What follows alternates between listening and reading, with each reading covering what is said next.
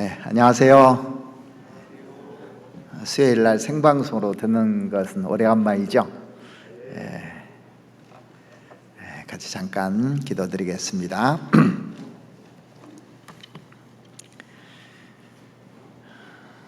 우리를 너무나 사랑하시는 우리 아버지 하나님, 주님의 그 크신 은혜를 인하여 참으로 하나님께만 영광을 돌리고 찬송을 올립니다. 우리가 무엇이가 한데 우리를 그토록 사랑하시고 우리를 위해서 죽으시고 또 우리에게 영원한 생명을 주신 주님, 너무나 감사드립니다. 2022년 한 해도 주님께서 이렇게 허락해 주셔서 우리가 주님을 위해서 살아갈 수 있는 기회를 주심에 너무나 감사를 드립니다. 잠깐 후면 주님이 오신다고 분명히 말씀하신 그 날을 우리가 맞이할 텐데, 우리가 이 마지막에 정말 충성되이 최선을 다해서 하루하루 살아갈 수 있도록 하나님 도와주시옵기를 원합니다. 이제 올해 첫 전도 집회를 1월 17일부터 가지고자 합니다. 이번에 하나님께서 구원받을 많은 영혼들 보내주셔서 하나님의 말씀을 듣고 구원받아 우리와 같이 소망을 가지고 살아갈 수 있도록 주님 도와주시옵소서. 하나님께서 우리에게 능력 주시고 또 우리와 함께 해주시는 것을 너무나 감사드립니다. 저희들 나머지 생을 충성되이 살아갈 수 있도록 도와주시옵고, 주의 말씀의 뜻을 따라서 분별하면서 살아갈 수 있도록 도와주시옵소서. 국내뿐만 아니라 해외에서 전도하고 있는 우리 선교사님들과 그 가정들도 주님이 지켜주시고 그곳에도 어려움 없이 복음이 전해질 수 있도록 하나님 도와주시옵소서. 빨리 이 코로나 팬데믹이 끝나고 자유롭게 교제할 수 있는 시간도 하나님 허락해 주시옵기를 바랍니다. 아무쪼록 어떤 상황이든지 우리가 주어진 상황에 최선을 다해서 복음 전할 수 있도록 하나님 도와주시옵고, 또 하나님께서 뜻하는 바를 저희들을 통해서 이룰 수 있도록 도와주시옵소서. 이 시간 저희들에게 또 필요한 말씀으로 채워주셔서 하나님께 영광 돌릴 수 있는 시간이 될 수 있도록 도와주시옵소서. 우리를 사랑하시는 우리 구주 예수 그리스도 이름으로 기도드렸습니다. 아멘. 성경 찾으시겠습니다. 누가복음 19장 말씀을 보시겠습니다. 누가복음 19장 1절 말씀부터 제가 읽어드리겠습니다. 누가복음 19장 1절입니다.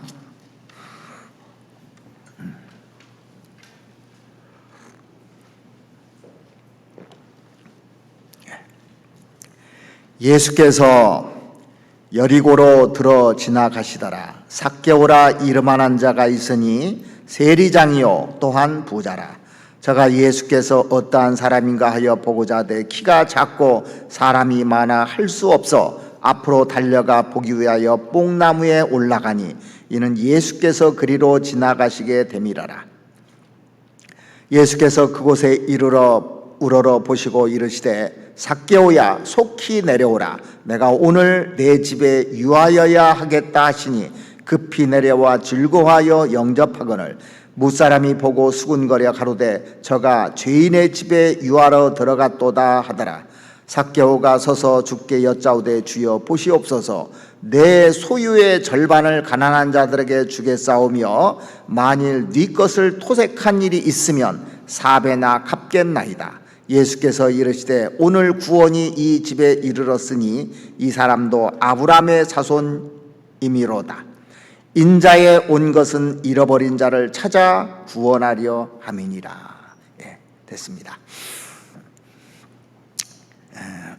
하버드 대학의 한 심리학자가 그 하버드 대학생들을 대상으로 설문조사를 한 적이 있습니다.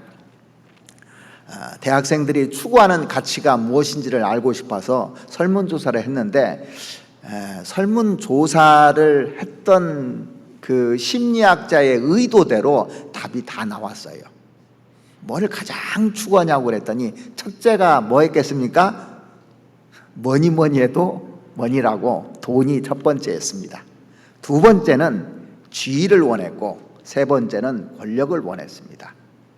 그런데 이 심리학자가 한 걸음 더 나가서 여러분들 마음속 깊이 갈망하는 것이 도대체 뭐냐고 한 가지 질문을 더 했습니다. 그런데 대학생들이 공통적으로 대답했던 질문이 뭐냐면 변화였습니다. 변화. 돈을 추구하지만 또 지위를 추구하지만 권력으로 행복을 누려보고자 하지만은 그 대학생들 마음속 깊이 자리 잡고 있었던 것이 뭐냐면 변화하고 싶다. 나도 변하고 싶다. 혹시 2022년 새해를 맞이해서 우리도 이런 마음 안 가져보셨습니까? 나도 변하고 싶다. 새롭게 멋지게 한번 신앙생활을 하고 싶다. 오늘 본문에 보면은 그 마음속에 말로 표현할 수는 없지만은 마음속에 그 변하고 싶다는 그런 마음을 가지고 있던 한 사람의 그 이야기가 나옵니다. 그가 누굽니까? 자, 본문 1절 한번 보시겠습니다. 예수께서 여리고로 들어 지나가시더라. 삭개오라 이름하는 자가 있으니 세리장이요 또한 부자라. 여기 보면 그가 누군지 세 가지 정보가 나옵니다. 먼저 첫 번째는 이름이 나와요. 삭개오라는 사람이 나오고 그 사람이 또 어떤 사람이 세리장이라고 나오고 그 다음에 또 한 가지는 부자라는 정보를 가지고 있습니다. 자, 삭개오. 삭개오인데 삭개오라는 뜻이 뭐냐면요, 청결하다는 뜻입니다. 청결하다는 뜻이에요. 그런데 이름값을 하지 못하고 지금까지 살았던 사람이 아마 삭개오가 아니었을까 생각이 됩니다. 이름이라는 것은요, 일종의 기대라고 할 수가 있어요. 부모님이 이름을 져줄 때 어떤 사람이 되었으면 하는 바람으로 기대를 가지고 이름을 져주지 아무렇게나 이름 져주지 않습니다. 대부분 보면요, 이름이 나쁜 이름이 별로 없습니다. 간혹 보면은 이제 부모님이 그 좀 귀찮아서 그런지 1시기, 2시기, 3시기, 4시기, 5시기 이렇게 짓는 사람들도 있더라고요. 편하게. 그런데 대부분은 고민을 하고 우리 아들이, 우리 딸이 어떠한 사람이 되었으면 좋겠다 하고 자기가 이름도 적어보고 구원받지 못한 사람들 같은 경우는 장명하는 사람들한테 부탁해서 돈 주고 이름을 지기도 하고 그러지 않습니까? 그런데 이 삭개오라는 사람의 이름은 청결인데 정말 청결하지 못하게 살았던 사람이잖아요. 그러니까 이름값을 하지 못하고 살았던 사람이 이 삭개오라는 사람입니다. 이 사람이 이 여리고라는 동네에 살았는데 예수님이 이렇게 그 집에 들어가셨을 때 사람들이 뭐라고 하냐면 7절 한번 보시겠습니다. 무사람이 보고 수군거려 가로되 저가 죄인의 집에 유하러 들어갔도다 하더라. 예수님이 죄인의 집에 들어갔다고 이렇게 얘기했잖아요. 그러니까 동네에서 소문난 죄인이었다는 걸 알 수가 있어요. 소문이 저 사람 죄인이다. 그러니까 이름은 깨끗한데 깨끗하지 못하게 산 사람이 있지 않습니까? 이 삭개오가 어느 날 누군가를 기다리고 있었어요. 혹시 그를 만나면 나도 변화될지 모른다는 기대감으로 누군가를 기다렸습니다. 오늘 여러분들이 말씀을 들으러 오실 때 나도 오늘 말씀을 듣고 변화됐으면 좋겠다 하는 마음으로 오셨습니까? 그냥 수요일이니까 그냥 턱하니 왔습니까? 한번 생각해 보세요. 내가 새해 처음 수요일 날 말씀을 듣는데 그것도 생방송으로 듣는다는데 나도 변화되고 싶다는 마음으로 오신 분들은 반드시 변화될 거예요. 믿기 때문에. 근데 아무 생각 없이 앉아있다면 그저 또 1년이 흘러가는 겁니다. 지금이라도 늦지 않았어요. 오늘 말씀을 들으면서 나도 변화되고 싶다. 이런 마음 가지고 들으면 말씀이 새롭게 들립니다. 자, 그리고 이 사람은 누구라고 했냐면 세리장이라고 되어 있습니다. 세리장. 그러니까 권력을 가지고 있는 사람이란 뜻입니다. 세리장이라고, 이렇게 세리라고도 해도 되는데 장자를 붙여놨잖아요. 이스라엘을 통치할 그 당시는 로마가 이스라엘을 통치했거든요. 그래서 이스라엘은 로마에다 세금을 바쳐야 됐습니다. 그래서 그 세금 걷는 곳이 세 곳이 있었습니다. 그 이스라엘에 어디에서 세금을 걷었냐면, 이제 예루살렘에서 세금을 걷고, 그 가버나움에서 세금을 걷고, 또 하나 이 여리고에서 세금을 걷었습니다. 그런데 그 여리고는 이 삭개오가 세리장했던 곳이에요. 그래서 이스라엘 이렇게 지도를 보면요, 요르단에서 예루살렘으로 넘어오려면 첫 번째 성이 어디냐면 여리고입니다. 이스라엘 백성들이 광야를 통과해서 요단강을 통해서 첫 번째 왔던 성이 그 여리고성이잖아요. 거기에 이제 길목이거든요. 거기가 사람들 이렇게 오는. 그런데 당시 이 세리라는 사람들은 어떻게 인식이 됐냐면 허가받은 도둑놈들이다, 이렇게 이스라엘 사람들이 다 인정하고 있었습니다. 그래서 로마 제국을 등에 업고 이스라엘 사람들의 세금을 걷어가지고 자기도 먹고 로마 제국에도 바치는데, 정상적인 세금을 거두면 문제가 없잖아요. 그런데 정상적인 세금보다 훨씬 더 많이 걷는 겁니다. 그래서 사람들이 매국노라고 했어요. 그래서 이스라엘 그 당시에 죄인의 대표가 세리와 창기잖아요. 그죠? 왜 세리가 들어갔냐면 그만큼 악덕이었습니다. 아주 허가받은 그 도둑놈이라고 얘기하고 민족의 피를 빨아먹고 사는 사람, 매국노, 이런 별명을 가졌던 사람이니까 사람들한테 참 미움을 많이 받았던 사람이 이 세리들입니다. 그것도 장까지 되려면 보통 해가지고는 장까지 되기 힘들잖아요. 그래서 자기가 돈을 벌었지만 사실 주위에서 그런 얘기를 들을 때 행복했을까요? 그러지 않았을 겁니다. 돈은 있을지 몰라도 주위 사람들이 시선이 따가우니까 속으로는 이런 마음이 생겼을 겁니다. 야, 나도 좀 변화되고 싶다. 내가 봐도 내가 어떻게 할 수 없는 거예요. 자, 우리도 구원받고 나서 신앙생활하면서 나도 어떻게 할 수 없는 나, 마음대로 되지 않는 나, 그것 때문에 괴로워해 본 적이 있습니까? 이 세리는 그걸 진짜 괴로워했던 겁니다.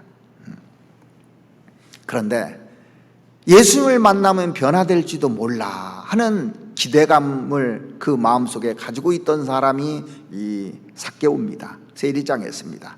그리고 그는 뭐라고 돼 있냐면 부자라고 돼 있잖아요. 자, 부자, 이름만 들어도 즐거운 이름이잖아요. 부자 좋지 않습니까? 부자가 싫은 사람 없을 거예요. 돈이 많다는 것은. 그런데 부자라고 다 행복한 건 아니죠. 우리 시대 그 가장 강력한 우상이 있다면 아마 돈일 겁니다. 그래서 사람들이 부자 되기를 위해서 얼마나 애쓰는지 모릅니다. 이 삭개오가 세리장쯤 됐으면은 돈도 많았을 거예요. 착복을 많이 했을 거니까. 그래서 예수님 만나고 나서 이런 얘기를 했거든요. 8절 한번 보시겠습니다. 삭개오가 서서 주께 여짜오되 주여 보시옵소서, 내 소유의 절반을 가난한 자들에게 주겠사오며, 그 다음 말씀 보시면 만일 네 것을 토색한 일이 있으면 4배나 갚겠나이다. 토색한 일이 있을까요, 없을까요? 많은 겁니다. 토색한 일이 있으면 4배나 갚겠다 그랬습니다. 돈은 참 매력적인 겁니다.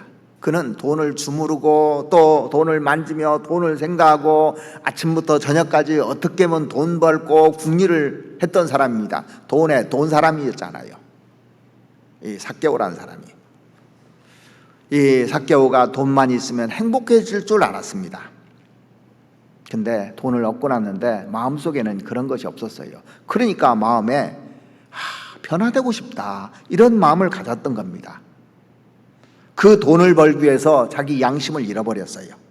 하나님도 잃고 이웃도 잃고 살았던 사람입니다, 이 삭개오가. 집은 컸을 겁니다. 그런데 자기 집에 찾아오는 사람들이 없는 겁니다. 죄인으로 지목받고 있고 사람들의 기피의 대상이 됐던 그가 얼마나 외로웠겠는가 한번 생각해 보셨습니까? 한번 생각해 봐요. 진짜 외로웠을 거예요. 자기를 찾아주는 사람이 없으니까. 세상에서 부유해지기를 원하는 사람은 없을 겁니다. 그래서 열심히 저축하고 재테크하고 사람들이 살아갑니다. 자, 그런데 불의하게 돈을 모아서 부자가 된다면 마음속에 분명히 외로운 것이 사람은 생길 수밖에 없어요. 자, 불의하게 재물을 모으려면 자기 양심도 하나님도 이웃도 버려야 되기 때문에 그렇습니다. 자, 불의한 재물을 추구하면은요, 부는 얻을지 모르지만 진정으로 마음에 행복할 수가 없습니다. 친구들이 찾아와요. 그 사람들은 돈 보고 오는 것이지 그 사람을 존경해서 찾아오는 사람은 아닐 겁니다. 만약에 삭개오의 집에 사람이 오는 것은 돈을 빌린다든가 돈이 필요해서 돈과 연관된 사람들이 이렇게 찾아오지, 그 사람을 인격적으로 존경해서 찾아오는 사람은 아마 없을 거라고 생각합니다. 주변 사람들에게 원망의 대상이 되고 또 하나님께 진노를 사고 그 양심이 상실된 상태에 있는데 누가 이 사람을 찾아오겠고, 이 사람은 또 얼마나 불행했겠는가 한번 생각해 보십시오. 그래서 그 성경에 잠언 15장에 보면 한번 찾아보실까요? 여기 잡아놓으시고 잠언 15장 16절 한번 찾아보시겠습니다. 잠언 15장 16절 말씀입니다.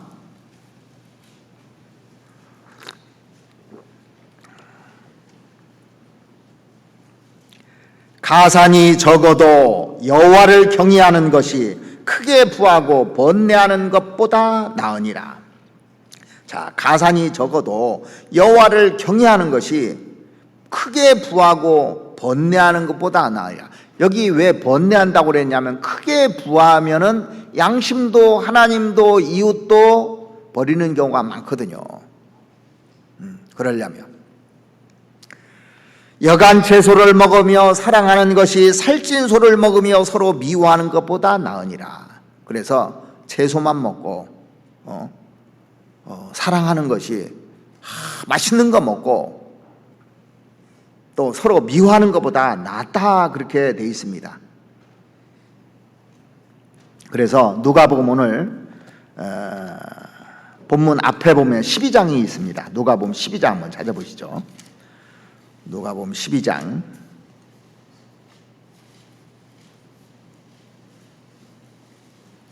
15절 말씀 보시겠습니다.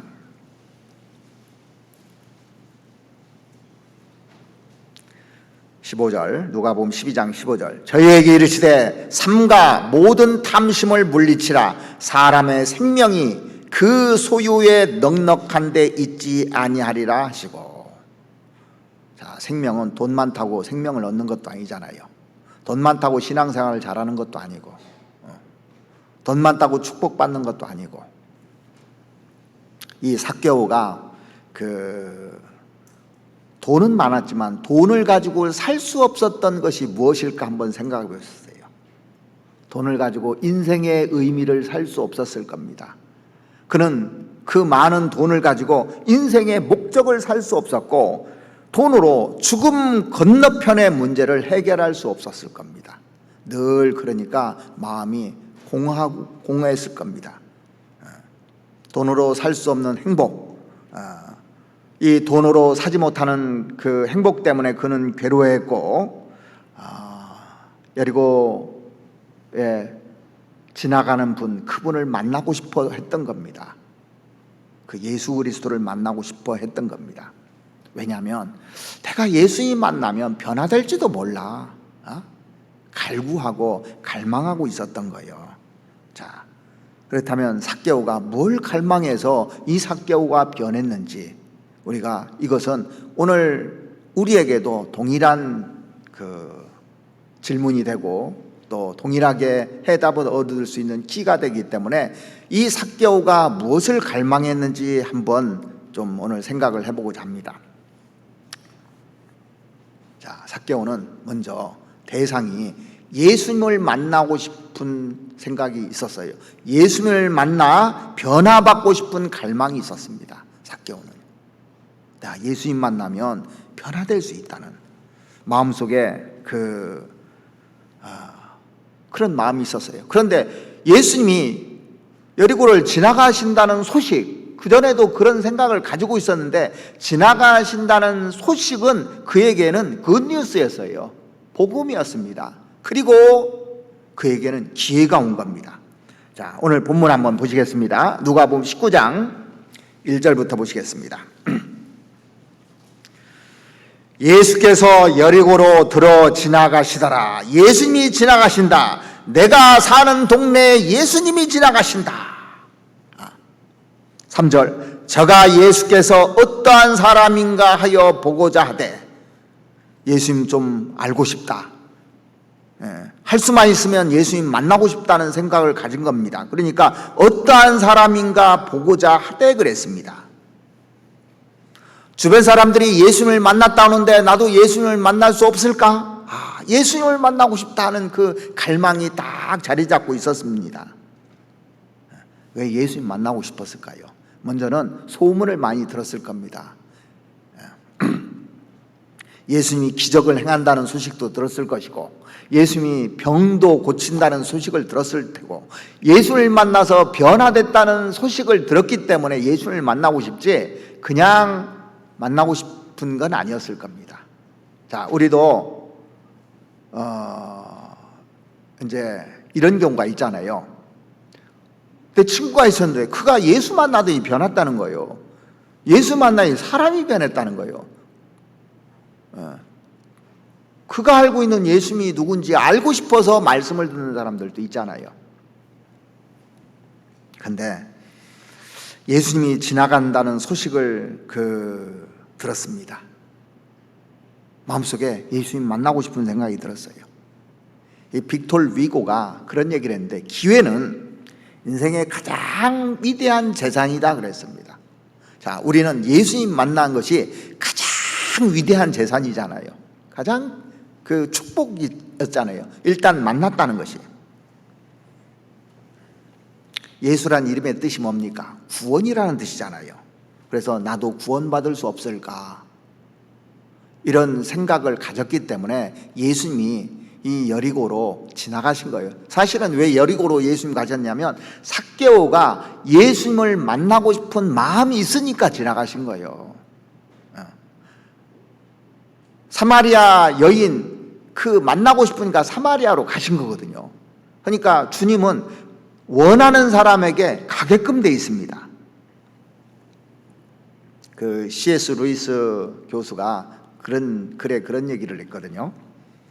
우리 시대는 구도의 정신을 상실한 시대다.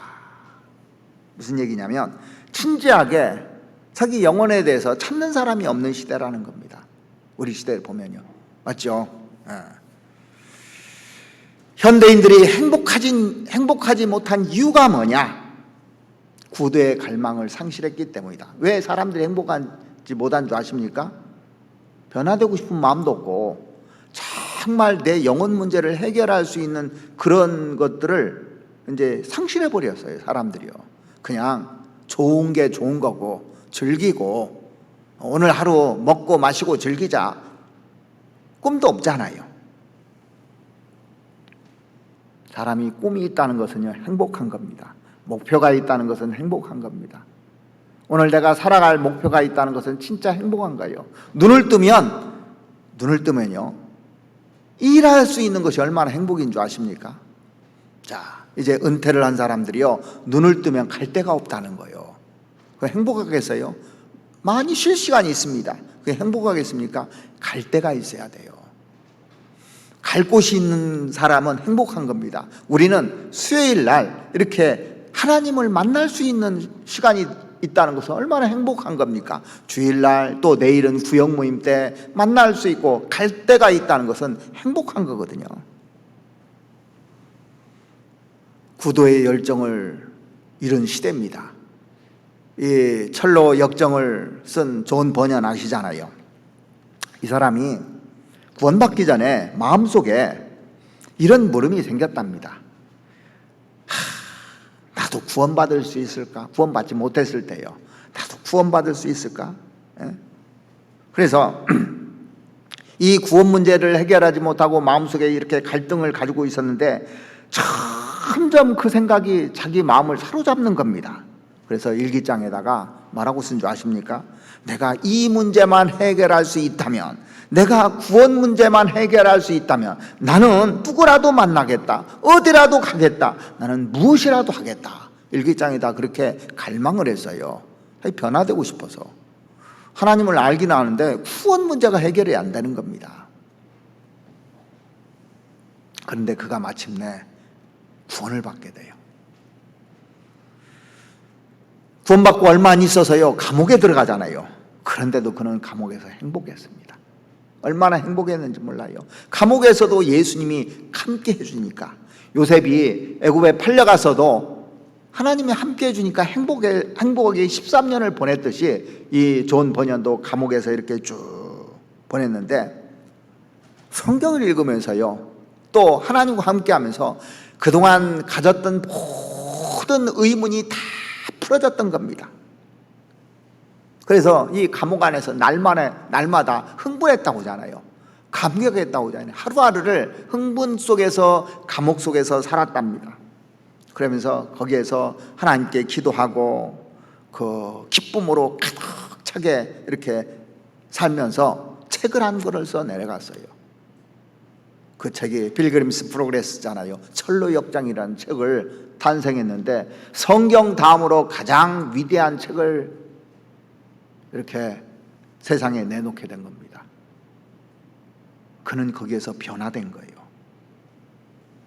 삭개오의 마음속에 나도 예수님 만나고 변화되고 싶다.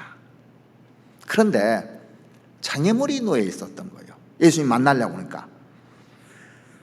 예수님을 만나려고 하는데 사람들이 막 인산인해를 이루고 있습니다. 예수님이 보이지 않는 겁니다. 그런데 이 삭개오가 키가 작았다고 돼 있잖아요. 키가 작으니까 사람들을 해치고 보는 것이 불가능했던 겁니다. 보통 사람 같으면 포기할 거 아닙니까?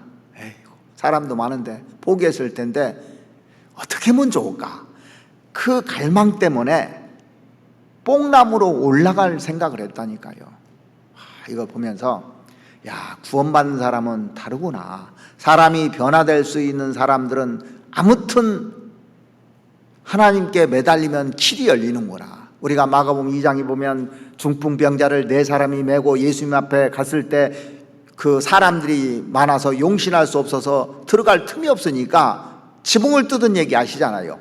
지붕을 뜯어서 닫아 내려가지고 그가 구원받은 내용이 나옵니다. 똑같이 이 삭개오도 거기 생각으로 끝난 것이 아니라 뽕나무에 올라간 겁니다. 누가복음 19장 4절 한번 보시겠습니다. 3절부터 보시죠. 저가 예수께서 어떠한 사람인가 하여 보고자 하되 키가 작고 사람이 많아 할 수 없어 앞으로 달려가 보기 위하여 뽕나무에 올라가니. 자, 여기 보면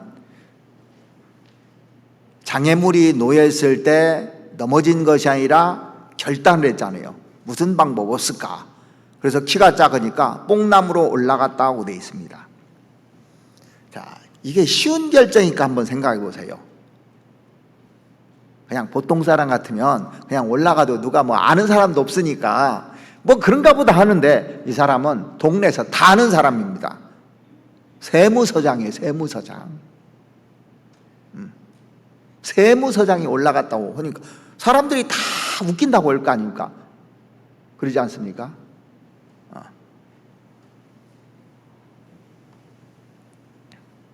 자, 이 세무서장이 올라가서 사람들한테 보면 사람들이 저 누구야 하고 손짓도 했을 텐데 체면이라는 게 있잖아요. 사람은요, 그죠? 한국 사람들이요, 예수 만나는데 제일 방해되는 것이 뭔가 했더니 체면이더라고요. 한국 문화를 체면의 문화라 이렇게도 말하는 사람들이 있습니다. 그래서 사실 이 말씀을 들으면서요, 믿어질 때 믿고 싶은 사람도 있습니다. 근데 믿고 싶은데 이제 와서 뭘 믿어 하는 사람도 있고, 왜? 다른 사람이 나를 어떻게 볼까?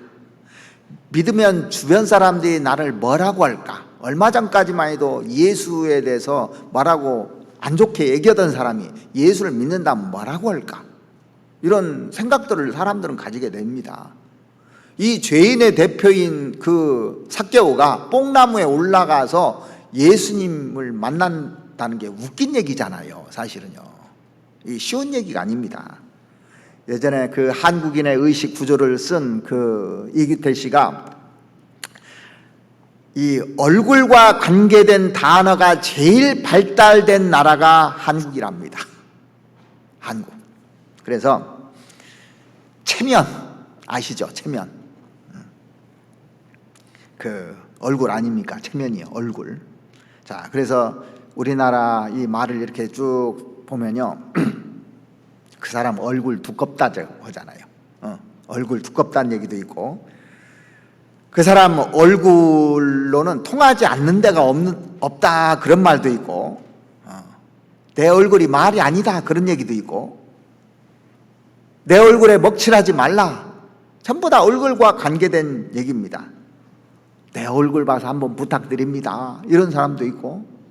그러니까 이 체면을 중시하기 때문에 예수님 만나기 참 어려운 그 나라가 또 사실은 한국 사람입니다. 체면이 참 많아요. 외국에 가서 전도보다 뭐 체면이 그런 거 없더라고요. 특별히 충청도 사람들은요, 양반들이라 체면이 되게 많아요. 그래서 그 충청도에서 물건을 누가 이제 팔려 가면요, 대박 아니면 쪽박이랍니다. 자, 우리 전라도 사람들은 자기가 맞으면 사고 아니면 안 사잖아요. 그런데 충청도에서는 물건을 이렇게 팔는데 참 설명을 하니까 사고 싶은 거예요. 근데 아무도 안 사면 사고 싶어도 안 산답니다. 안 사요, 실제. 근데 누가 딱 사면 우르 다 사버려요. 사기 싫은 사람도 안 사면 체면이 있지, 내가 도와줘야지 하면서 같이 삽니다. 근데 한 사람도 안 사면 사고 싶은 사람도 나서서 사지를 않아요. 그래서 영업하는 사람들도 대박 아니면 쪽박이 충청도라고 하잖아요. 우리나라 사람들이 이 체면이 이렇게 강한데, 그 여기 보면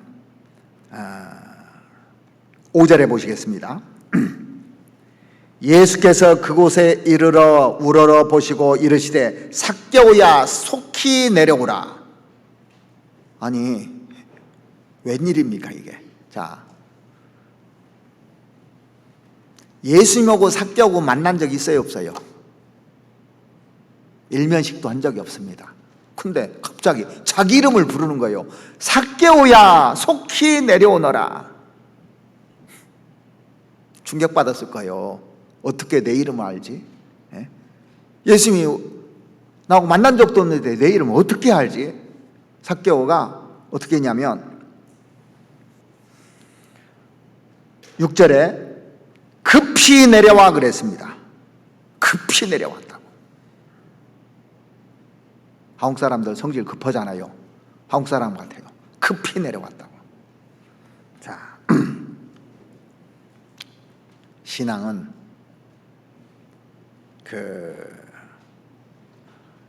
신앙 생활하는데 결단을 할 때는요, 신속히 하는 게 중요한 겁니다. 다른 건 미뤄도 내가 어떻게 해야 되겠다. 예수님 부를 때 급히 내려왔다고 되어 있잖아요. 사람들이 자꾸 미루는 경향이 있어요. 뭘 이렇게 하면은 미루고 뒤로 미루고 하잖아요. 그런데 성경은 보라 지금은 은혜 받을 만한 때요, 보라 지금은 구원의 날이로다 그랬습니다. 하나님은 지금을 원합니다. 그런데 마귀는 만일, 다음에 자꾸 미루면은 신앙은 그 사람을 통해서는 일을 안 씁니다. 결단을 않기 때문에. 그러니까 어떤 문제가 있을 때 빨리 결단을 잘하는 사람이요, 신앙생활을 잘하게끔 돼 있습니다. 그런데 죄요, 다 계산을 해봅니다. 자, 베드로가 왜 신앙생활을 잘했냐면 물 위로 걸어오야 하니까 뭐 생각도 않고 걸어가잖아요. 완전 동키호테형입니다. 그냥 걸어갑니다. 유일하게 걸은 사람이에요, 사람으로서. 다른 제자들은 걸었습니까? 그러니까 베드로를 통해서 수많은 사람들이 구원받고 베드로의 결단으로 베드로가 수제자가 된 겁니다. 그래서 우리도 신앙에 이게 맞다 하면 결단하는 게 중요한 겁니다. 결단은 급할수록 좋습니다. 내일은 찾아오지 않아요. 제가요, 다음에 할게요 하는 사람이, 다음이 나한테 오리라는 보장이 있습니까? 없어요. 성경은 오늘 밤에 내 영혼을 도로 취하리니 오늘 그 집에 구원이 임하였다 그러잖아요. 지금이 우리가 변화될 시간이지 차츰차츰 변화된다 그런 거 없습니다. 주님이 단번에 끝내놓으셨잖아요. 단번에. 천천히 구원해 주신 것이 아니라 단번에 끝냈어요. 한 번에. 얼마나 많이 나옵니까? 그런 말씀들이. 그래서 삭개오가 그 즉시 마음을 딱 열은 겁니다. 바로 내려온 거예요. 내가 오늘 네 집에 유하야겠다 하니까 급히 내려왔습니다. 자, 그러니까 우리가 그 변화되는데 첫 번째가 뭐냐면 내 마음에서 변화되고 싶다는 마음이 있어야 됩니다. 이 말씀 앞에 나온다는 것은 말씀을 변화되고 싶은 마음으로 말씀을 들으면 그 사람은 반절은 준비된 거예요. 이미 다 준비된 겁니다.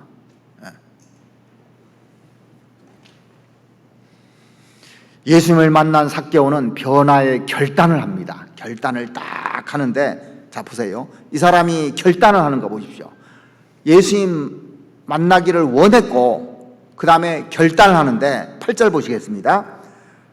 삭개오가 서서 주께 여짜오되 주여 보시옵소서, 내 소유의 절반을 가난한 자들에게 주겠사오며 만일 네 것을 토색한 일이 있으면 4배나 갚겠나이다. 이게 변화된 고백 아니겠어요? 자, 어떤 것이 변화됐는지 보십시오. 먼저는 돈에 대한 태도가 바뀌어져 버렸어요. 돈에 대한 태도가. 여기 보면 내 소유의 절반을 가난한 자들에게 나눠주겠다고 했습니다. 와, 절반을 뚝 떼어서, 돈 엄청나게 많을 거 아닙니까? 근데 갑자기 예수님 만났는데요, 내 재산 절반을 떼어서 가난한 자들에게 주겠다는 겁니다. 이게 쉬운 결정인가 한번 보십시오. 이건 분명히 변화된 겁니다. 이거는요. 당시 랍비들이 이렇게 이제 쭉 가르치는데 가난한 사람들을 구제하는 비용으로 20% 정도 이렇게 했다고 합니다. 많으면 20% 구제 비용으로. 근데 50%라고 돼 있어요, 여기요. 파격적인 결단이거든요, 이게. 쉬운 일이 아닙니다, 이게. 삭개오는 그동안 갈취하는 것만 배웠지 나눠주는 걸 배운 사람이 아닙니다.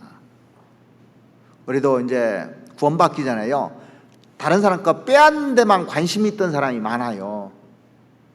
근데 진짜 구원받고 변하면요, 나눠주기를 시작을 해요. 근데 구원받고 나서도 계속 다구다구만 하는 사람이 있어요. 변화됐을까요? 아직 생활 구원은 멀은 겁니다, 사실은요.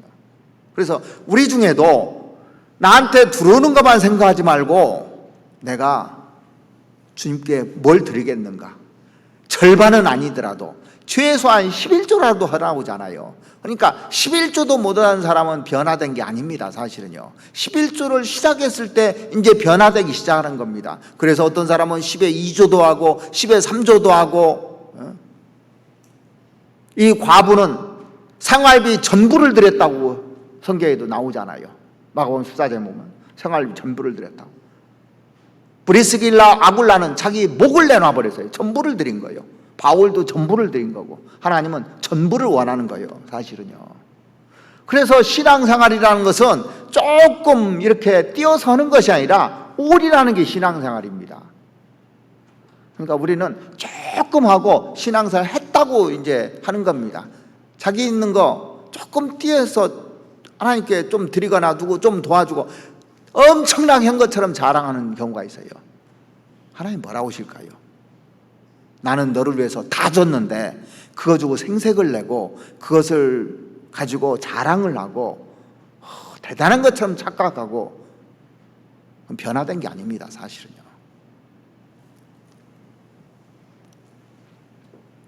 이 사람이요, 내가 토색한 것이 있다면 4배는 4배로 갚겠다고 되어 있습니다. 그렇게 했을 겁니다. 아마. 이 율법에 보면 이 소나 양을 이렇게 잡거나 팔았을 경우 소는 5배, 양은 4배 이렇게 해서 갚으라고 구약에 출애굽기 23장에 말씀이 나와 있어요. 그걸 이제 기억하고 있었던 것 같아요. 자, 출애굽기 23장 한번 보시겠습니다. 출애굽기 23장, 22장입니다. 22장.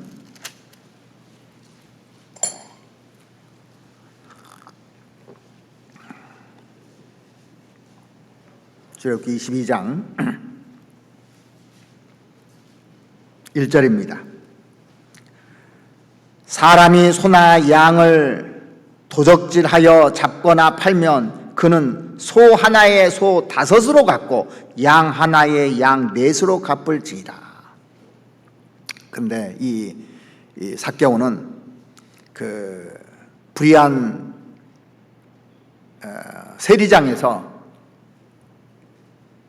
이렇게 변화된 것을 볼 수가 있는데, 자, 이 삭개오에게 누가 압력을 넣은 사람이 있습니까? 그런 얘기 한 적이 없어요.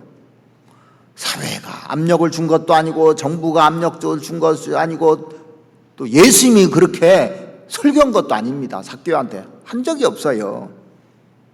자, 그런데 자기 입으로 소유의 절반을 팔아서 가난한 자들에게 나눠주고 내가 토색한 일이 있으면 4배 갚겠다고 자기가 한 거예요. 이거 변화된 게 아닙니까? 누가 하라고 시킨 것이 아니거든요. 이거 보면 굉장한 변화라는 걸 알 수가 있어요. 아, 사람이 구원받으면 이렇게 된다는 겁니다. 무엇이 이렇게 삭개오를 변화시켰을까요? 무엇이요? 주님의 사랑입니다. 사람들은 자기를 다 외면하는데 이 예수님이 이 집에 들어왔어요. 우주 만물을 창조한 예수님이 자기를 이렇게 감싸준 겁니다. 영국의 유명한 웰링턴 제독이 있었는데 이 사람이 이제 이 사람에 대해서 전기 작가가 전기를 쓰게 됐어요. 이제 그런데 이 전기를 쓰면서 이 작가가요, 주변 사람들한테 다 다니면서 뭘 물어봤냐면 이 사람이 돈을 어떻게 썼는지 씀씀이에 대해서 계속 물어보더랍니다. 그래서 주변 사람들 왜 전기를 쓰는데 뭐 주변에 돈을 어떻게 썼는지 이걸 물어보느냐고 했더니 돈의 씀씀이를 보면 그 사람의 가치를 압니다 하면서 이 전기 작가가 그 조사를 하더래요. 맞아요. 구원받은 사람이 돈을 어떻게 쓰는가 보면은 그 사람을 알 수가 있는 겁니다. 어떻게 버느냐가 중요한 것이 아니라 어떻게 쓰느냐가 더 중요한 겁니다. 예수님에게 다짐을 하잖아요. 내가 내 소유의 절반을 가난한 자들에게 나눠주겠습니다. 그리고 토색한 것이 있으면 4배나 갚겠습니다. 예수님이 도덕적인 설교 한 번도 한 적이 없거든요. 이제부터는 너 착한 사람이 돼야 돼 이렇게 예수님이 말한 적도 없습니다. 근데 자발적으로 선언한 거예요. 그러니까 구원받은 사람은요, 성령이 오면 자발적으로 그런 마음을 갖게 돼 있습니다. 이게 헌금 정신이기도 해요. 고린도후서 9장 7절 한번 찾아보시겠습니다. 고린도후서 9장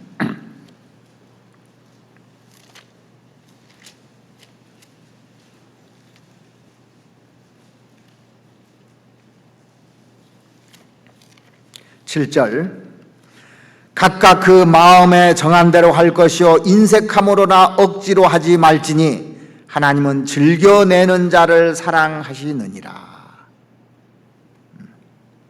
자, 변화되면요 사람이 즐거운 마음으로 하나님께 드리고 즐거운 마음으로 우리 집에 식사 초대를 하고 즐거운 마음으로 형제자매들 대하고 하잖아요. 그러니까 이 사람이 변화된 것이 돈에 대한 태도가 바뀌었어요.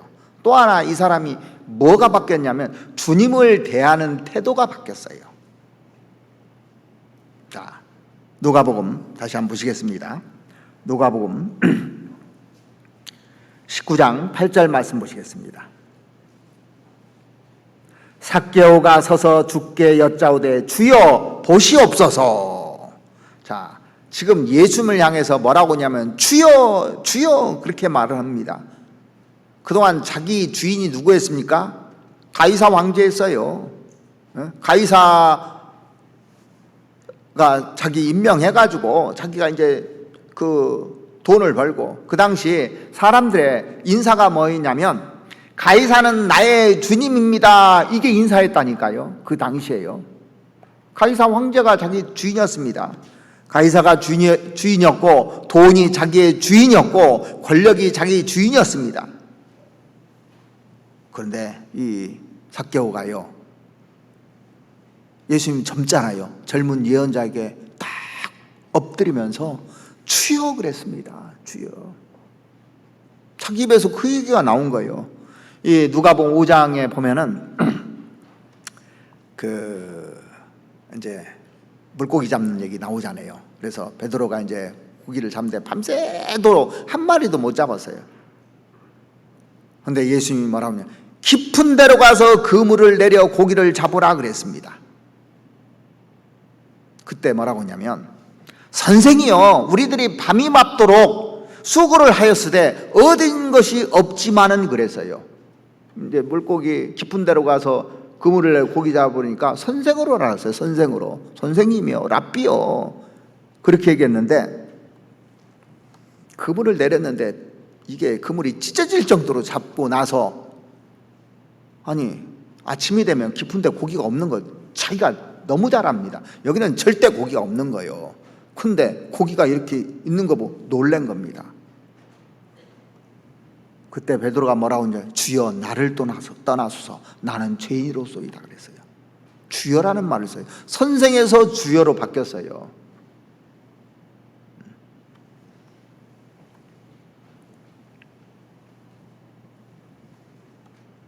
자, 예수님이 누군지를 알면 주인님이라고 말씀이 바뀌게 돼 있어요. 말이요. 자, 우리가 형제자매들 속에요 하나님이 계시다는 거 알잖아요. 그러면 함부로 이름 안 불러요. 이름만 딱 부르지 않아요. 어이 누구 이러지 않아요. 그 속에 하나님이 계시다. 형제님 그렇게 해요. 근데 그걸 모르면 막 이름 불러대고 함부로 하거든요. 구원받은 형제자매들은 함부로 대하는 겁니다. 진짜 사람이 변화되면요 겸손해진다는 것이, 주여라는 것은 나는 종이고 당신은 주인이라는 뜻이잖아요. 주인님 그런 뜻입니다. 그 전에는 예수님을 알기 전에는 예수를 무시했잖아요. 자, 이 삭개오가 주여 그렇게 했습니다. 왜 주여라고 했냐면 자기 이름을 알려주지도 않았는데 대번에 알아요. 자기 모든 것을 누가 다 안다고 봅시다. 그러면 무섭지요. 두렵죠. 그러면서 이분이 도대체 누구길래 나를 이렇게 다 하는가? 내 이름을 부르는 예수, 나를 잘 아시는 분을 느낀 겁니다. 성경에 보시면 그 예수님께서요, 사람의 이름을 부르기를 좋아하신다는 걸 제가 많이 느꼈습니다. 제가 성경 읽다가 감동되는 부분이요, 이름을 부를 때 감동되더라고. 이름을 쫙 불러줄 때 예수님이 마리아야 부르잖아요. 그죠? 나사로야 이렇게 불러요. 삭개오야 부릅니다. 자, 누가 내 이름 불러주면 기분 좋죠? 알아주면요. 만약 예수님이 이 자리에 오셔서 내 이름을 불러준다면 이거 얼마나 감격이겠습니까? 요한복음 4장에 보면 예수님이 사마리아 여인과 대화를 나누는 장면이 여러분들 잘 아실 겁니다. 한번 잠깐 찾아보시죠. 요한복음 4장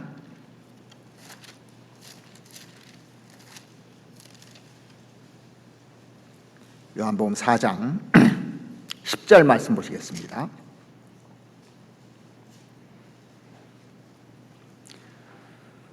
예수께서 대답하여 가라사대 내가 만일 하나님의 선물과 또 내게 물 좀 달라 하는 이가 누구인 줄 알았다면 내가 그에게 구하였을 것이요 그가 생수를 내게 주었으리라. 여자가 가로되 주여 물 기를 그릇도 없고 이 우물은 깊은데 어디서 이 생수를 얻겠삼나이까. 우리 조상 야곱이 이 우물을 우리에게 주었고 또 여기서 자기와 자기 아들들과 짐승이 다 먹었으니 당신이 야곱보다 더 크니까? 당신이 야곱보다 크니까? 이렇게 질문했어요.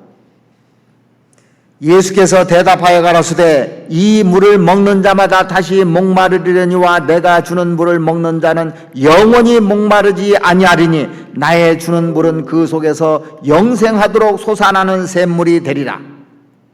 여자가 가로되 주여 이런 물을 내게 주소서. 목마르지도 않고 또 여기 물길러 오지도 않게 하옵소서. 가라사대 가서 내 남편을 불러오라. 여자가 대답하여 가로되 나는 남편이 없나이다. 예수께서 가라사대 내가 남편이 없다 하는 말이 옳도다. 내가 남편 5이 있었으나 지금 있는 자는 내 남편이 아니니 내 말이 참되도다. 여자가 가로되 주여 내가 보니 선지자로소이다. 이 사람이요 처음에는 예수님 가르쳐서 당신이 야곱보다 크니까 이렇게 돼 있어요. 근데 자기 과거사를 다 알아요. 말도 안 했는데 일면식도 않고 처음 보는데 자기 남편이 5 있고 지금 6번째 남편하고 사는 것 어떻게 하느냐고. 그걸 딱 말할 때요 주여 내가 보니 선지자로서이다. 나심 예수님께서 내가 그러라 그랬잖아요. 누군지를 알려줍니다. 예수님은요 우리의 모든 것을 다 아셔요. 우리 깜빡깜빡 잊어먹거든요. 내 이름뿐만 아니라 모든 것을 다 아십니다. 내 인생을 모를까요? 내 오늘 삶이 버거웠던 걸 모를까요? 내 과거를 모를까요? 내가 지금 눈물 흘리는 걸 모를까요? 내 아픔 모를까요? 우리는 모른다고 착각하는 겁니다. 나의 좌절도 아시고 나의 고독도 이해하시고 나의 방황도 이해하시고 또 내 삶의 슬픔도 다 이해하시고 출구가 없는 벽에 놓여 있는 것도 다 아십니다. 어떤 때는 내가 쩔쩔매고 있는 모습도 다 아십니다. 답답한 모습도 다 아십니다. 사실은요. 모르실까요? 그분이 예수님이 나를 부르시는 겁니다. 내 이름을 아시고 내 고민을 아시고 내 과거를 아시고 현재를 아시고 미래를 아시는 분입니다. 그러니까 낭망할 필요가 없는 거예요. 사실은요.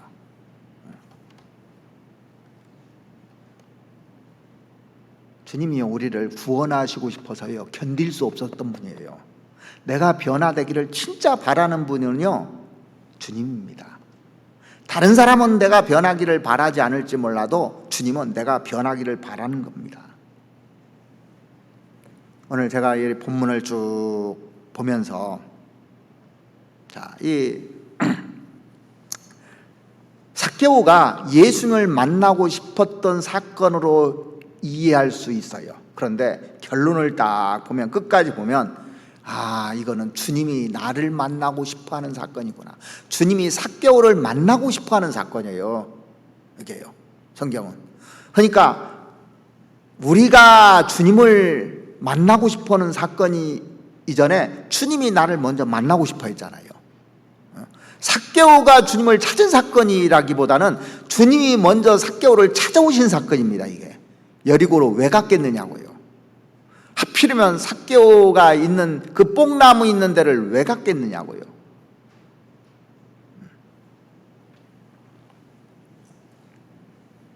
삭개오가 예수님을 만나고 싶은 얘기가 아니라 예수님이 삭개오를 만나고 싶었던 얘기를 하고 계신 겁니다. 그래서 삭개오야 속히 내려오너라 그랬잖아요. 보자마자 딱 삭개오만을 만나러 간 겁니다. 그 동네예요.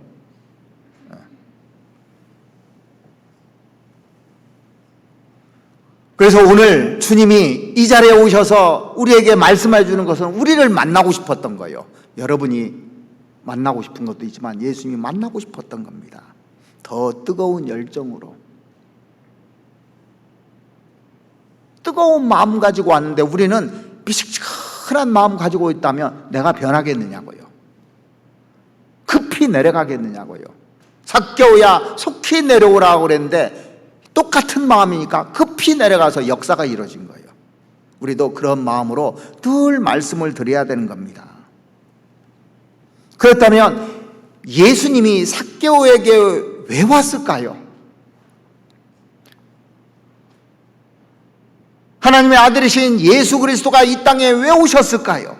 오신 목적이 뭘까요? 누가복음 19장 한번 보시죠. 삭개오를 변화시켜준 이유가 있습니다. 9절입니다. 예수께서 이르시되 오늘 구원이 이 집에 이르렀으니 이 사람도 아브라함의 자손이미로다. 인자에 온 것은 잃어버린 자를 찾아 구원하려 함이니라. 이 제가 1절부터 10절까지 그 말씀을 보면서요, 복음이 다 들어있더라고요. 자, 보세요.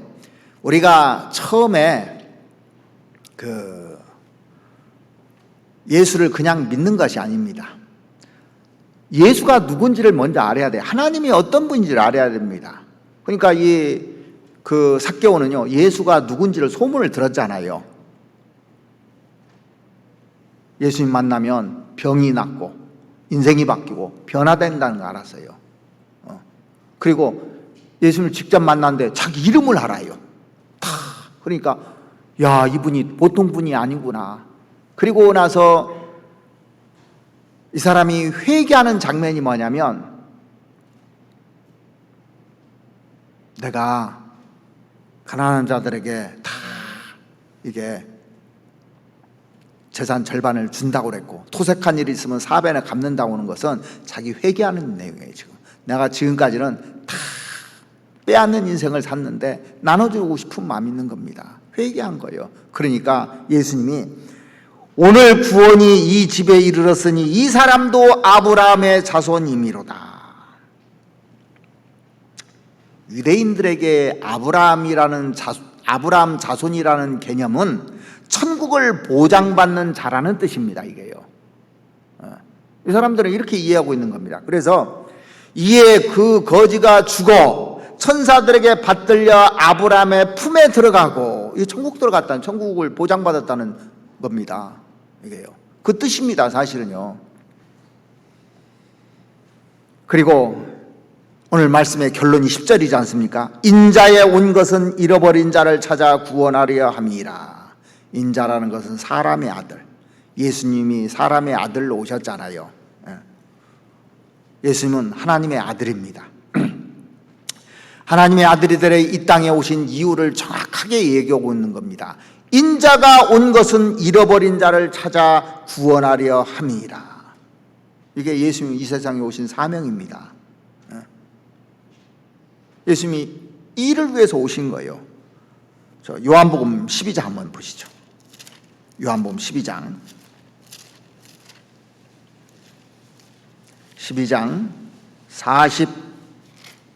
47절 말씀 보시겠습니다.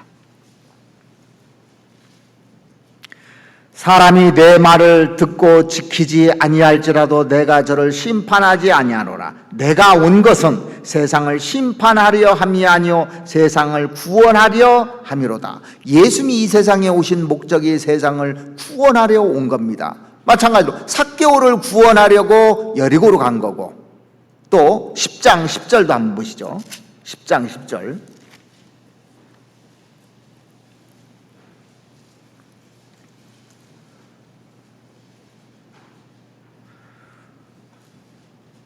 도적이 오는 것은 도적질하고 죽이고 멸망시키려는 것뿐이요 내가 온 것은 양으로 생명을 얻게 하고 더 풍성히 얻게 하려는 것이다.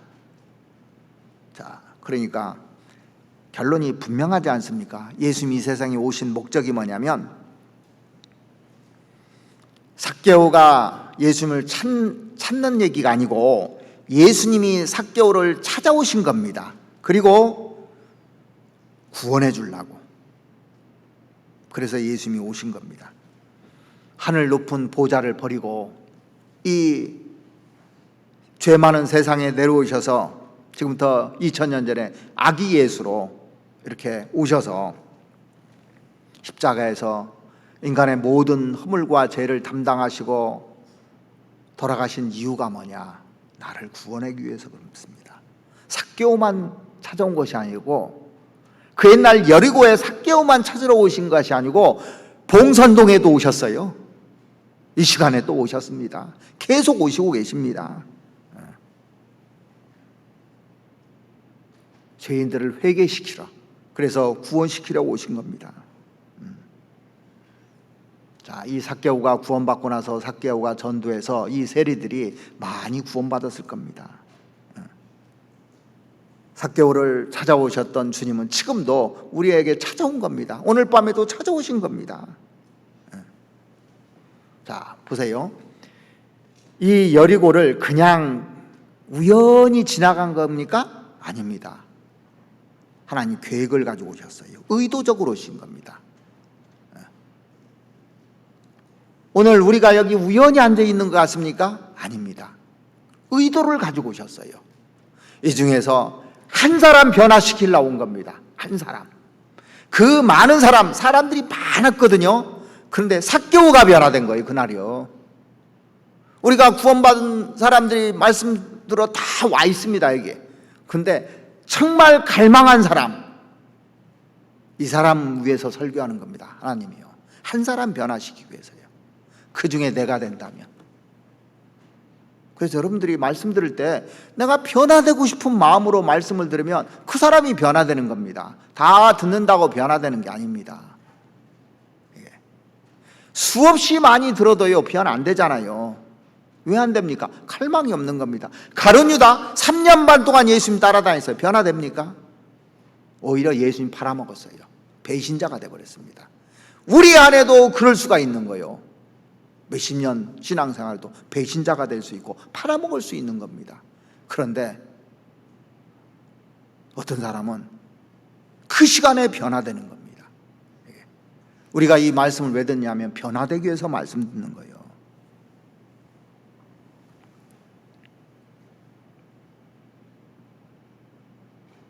구원받았다는 특징이 뭘까요? 지적으로 동의하는 것. 지적으로 내 죄가 사해졌다. 됐구나. 아니잖아요.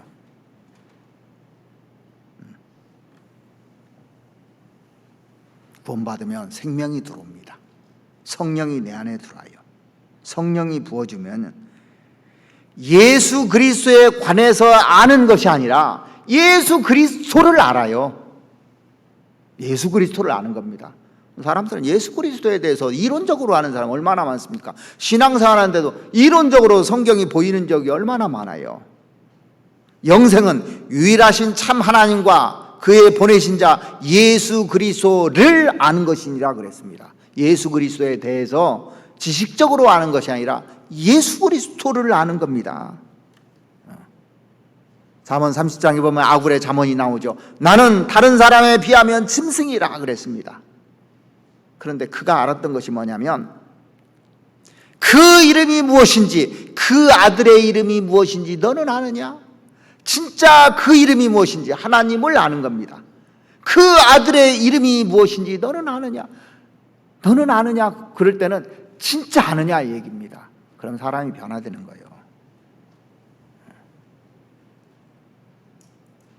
성령이 오시면 간접적으로 알았던 것이요 깨달아져요.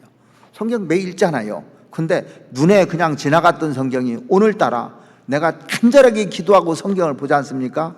그러면 크게 깨달아져요. 이상하게. 우리가 지금 성경 읽잖아요. 그냥 읽지 마시고 간절하게 찾는 마음으로 읽으면 희한하게 하나하나 봐도 다 깨달아지게 돼 있습니다. 구원받기 전에는 막연하던 하나님, 막연하던 예수님이 구체적으로 다가오잖아요.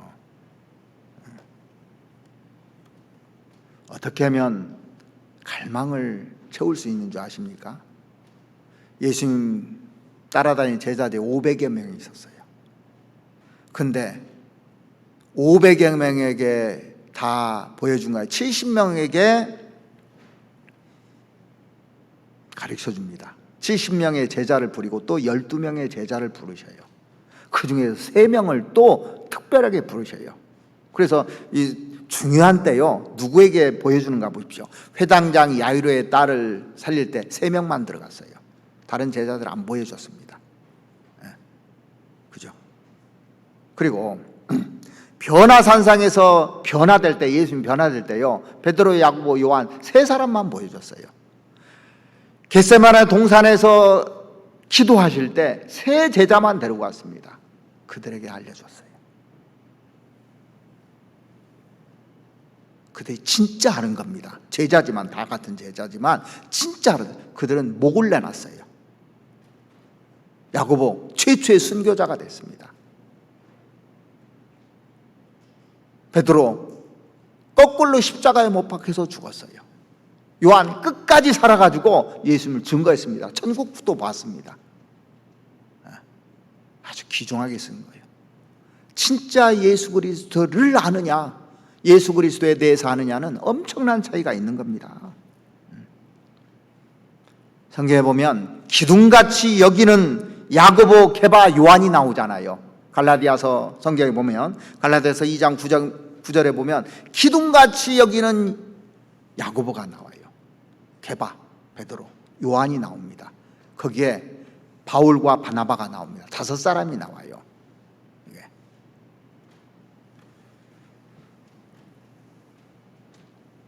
주님을 더 아는 사람이 교회의 기둥이 되는 겁니다. 주님을 더 가까이 하는 사람이 교회의 기둥이 되는 겁니다. 바울 사도도 우리와 같은 죄인이었습니다. 똑같은 죄성을 가지고 살았던 사람입니다. 그런데 왜 위대한 사도가 되었을까요? 거기에는 이유가 있는 겁니다. 하나님께 받은 은혜 보답하고 살려고 마음먹은 사람이에요. 뜻을 딱 정하고 갈망했던 사람입니다. 그래서 그 자기가 가지고 있던 모든 것, 그리스도를 아는 지식이 가장 고상해서 모든 것을 다 배설물로 여겼습니다. 다 버려버렸어요. 그리스도를 알기를 원했던 겁니다. 그리스도를 위해서 희생하고 그리스도를 위해서 수고하고 올인하기로 마음먹었던 거예요. 왜냐하면 은혜가 너무 크기 때문에. 그래서 내가 나 된 것은 주의 은혜로 된 것이라고 그랬잖아요. 은혜를 진짜 깨달은 사람은요, 그냥 살지 않아요. 내게 주신 모든 은혜를 무엇으로 보답할고 이런 마음으로 살았던 거거든요. 그래서 그는 늘 종의 모습으로 살았던 겁니다. 은혜가 너무 컸기 때문에. 고린도전서 9장 한번 찾아보시죠. 고린도전서 9장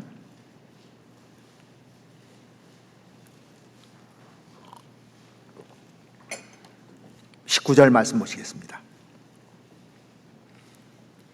내가 모든 사람에게 자유하였으나 스스로 모든 사람에게 종이 된 것은 더 많은 사람을 얻고자 함이라. 너무너무 많은 사람을 얻고 싶었기 때문에 자기가 다 맞춘 겁니다. 그러니까 전도도요, 눈높이 전도를 해야 되는 거예요. 다 맞춰주는 겁니다. 그래서 20절에 보시면 유대인에게는 내가 유대인같이 된 것은 유대인들을 얻고자 하며 율법 아래 있는 자들에게는 내가 율법 아래 있지 아니하나 율법 아래 있는 자같이 된 것은 율법 아래 있는 자들을 얻고자 하며 율법 없는 자에게는 내가 하나님께는 율법 없는 자가 아니요 도리어 그리스도의 율법 아래 있는 자나 율법 없는 자와 같이 된 것은 율법 없는 자들을 얻고자 함이라. 약한 자에게는 내가 약한 자와 같이 된 것은 약한 자들을 얻고자 하며 여러 사람에게 내가 여러 모양이 된 것은 아무쪼록 몇몇 사람을 구원코자 함이니. 그 중에 디모데 같은 사람도 있잖아요. 구원받은 사람이 인생의 만족과 기쁨과 즐거움이 있을 때가 언제입니까? 언제예요? 주님을 위해서 살 때예요. 그래야 기쁨과 만족이 있어요. 주님을 위해서 살 때. 그렇게 살게 해주려고 우리를 구원해 주신 겁니다. 주님 닮게 해주려고 구원해 주신 겁니다. 그 길을 걸었을 때 기쁨이 생기는 거예요. 구원받은 사람이요, 정말 주님을 위해서 수고하고 희생하고 영혼 건지고 영혼 세울 때 기쁨이 있는 겁니다. 인자가 온 것은 잃어버린 자를 찾아 구원하려 함이니라 그랬습니다. 그러니까 나를 통해서 구원받은 사람이 생길 때 가장 기쁘게끔 하나님이 프로그램을 만들어 놓은 거예요. 사실은요, 돈 벌 때는요 잠깐 기쁨이 있어도 그것 때문에 고민을 하게 돼 있어요. 근데 구원받잖아요, 그러면 그렇게 행복하게 돼 있어요. 그리고 구원받은 자녀가 이 주님의 몸대한 교회 안에서 신앙생활을 잘 한다, 이보다 즐거움이 없다고 요한 3서에 나오잖아요. 요한 3서 한번 찾아보시죠. 요한 3서 3절 말씀 보시겠습니다.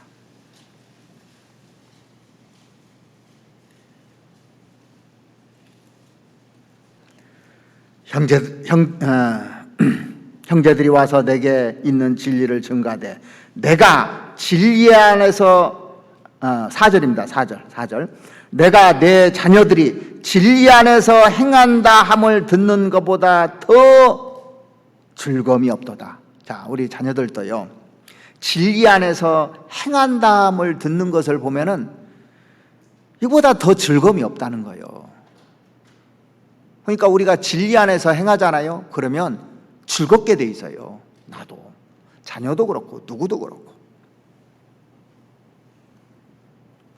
자, 예수님이 떠나기 전에 제자들에게 부탁하신 말씀이 마태복음, 마가복음, 누가복음 이 성경 끝에요 다 기록되어 있는데,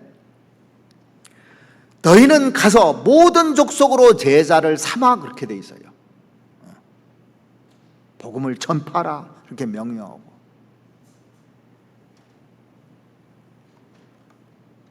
왜 그 얘기를 하셨냐면 구원받아야 사람이 변화되는 거기 때문에, 그걸 믿으셨기 때문에 구원받아야 변화되는 거예요, 사람은요. 그렇죠? 그리고 구원받고 나서 성령이 충만해야 생활이 변화되는 거예요. 내가 무엇을 위해서 살 것인지 이걸 진지하게 생각해 보십시오. 세상에서는 다 직업이 있는데 평생 똑같은 일을 하잖아요. 그죠? 그래서 어떤 사람은 뭘로 돈 벌고 어떤 사람은 뭘로 돈 벌고, 계속 식당에 있는 사람은 계속 식당에서 돈을 버는 거예요. 평생을 그렇게 사는 사람도 있고. 여러분들 애플의 공동 창업자인 스티브 잡스라는 사람 잘 아시죠? 지금은 고인되어 있지만은 회사 초창기에 잘 나가다가 성장이 머뭇거리고 재걸음할 때가 있었습니다. 그래서 효율적으로 마케팅을 해야 되겠는데, 이 전략을 세워야 되겠는데 사람이 필요한 거예요. 자기 혼자 이게 될 수 있는 일이 아닌 겁니다. 그래서 사람을 찾다가 당시에 펩시콜라의 유명한 CEO가 있었는데 존 스컬리라는 사람이 있었습니다. 그래서 이 사람을 영입했으면 좋겠다는 생각이 딱 떠올랐어요. 그래서 그를 찾아갔습니다. 이 존 스컬리라는 사람이 어떤 사람이냐면요, 38살에 펩시콜라의 사장이 된 전설적인 인물입니다. 이 사람이요, 38살에. 이 탁월한 마케팅 덕분에요, 당시 코카콜라가 세계 1위였는데 세계 1위 자리를 끌어내린 인물이 존 스컬리라는 사람입니다. 대단한 사람이죠. 그는 펩시콜라에서 충분한 명예를 누리고 돈도 충분히 주니까 돈 걱정도 않고, 그리고 새삼스럽게 지금 잘 나가는데 자리에 옮길 생각이 전혀 없었습니다. 스티브 잡스의 집요한 설득에도 불구하고 움직이지 않았어요. 그런데 48세가 되던 스컬리에게 스티브 잡스가 마지막 승부수를 띄워요. 그 사람은 승부사거든요, 스티브 잡스가요. 한마디 도전적인 말을 내뱉습니다. 뭐라고 했냐면, 당신은 설탕물이나 팔면서 나머지 인생을 허비하시겠습니까? 아니면 세상을 바꾸는 일에 자신을 던지시겠습니까? 이 딱 한마디에 넘어온 사람이에요. 이 말 듣고요, 이 스컬리가 충격을 받은 거예요. 가만히 보니까 내가 설탕물 팔면서 살고 있는 거예요. 사람들에게 물에다가 설탕물 좀 섞고 해서 콜라 마시게 해서 자기가 돈 벌고 있는 겁니다. 그래서 스티브 잡스와 같이 동역하면서 이 애플을 키웠던 사람이거든요. 오늘 비슷한, 동일한 도전을 여러분들께 드리고 싶습니다. 남아있는 여생을 그저 적당하게 끝내시렵니까? 아니면 예수 그리스도를 위해서, 복음을 위해서 나머지 인생을 한번 바쳐보시렵니까? 어떻게 살고 싶습니까? 이대로 끝내시렵니까? 인자가 온 것은 잃어버린 영혼을 구원하려 하심이라 그랬어요. 우리는 그 목적으로 살아야 기쁨이 있는 거예요. 그저 적당하게 대충 시간 때우면서 그냥 살다 끝나시렵니까?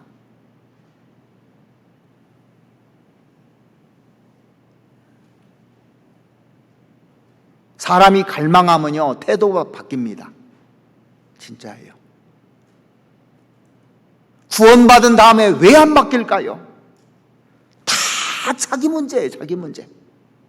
누가 나를 어떻게 대접해 주나, 누가 나를 뭐라고 하는가, 이런 데만 관심이 있어요, 사람들이요. 왜 나를 통해서 영적인 열매가 나타나지 않을까요? 갈망하지 않기 때문에 그렇습니다. 우리가 올 한해 150명 전도해보자고, 한 구역당 10명씩 해보자고, 한 달에 한 명은 안착시켜보자고 갈망해 보십시오. 안 되는가? 넘치죠.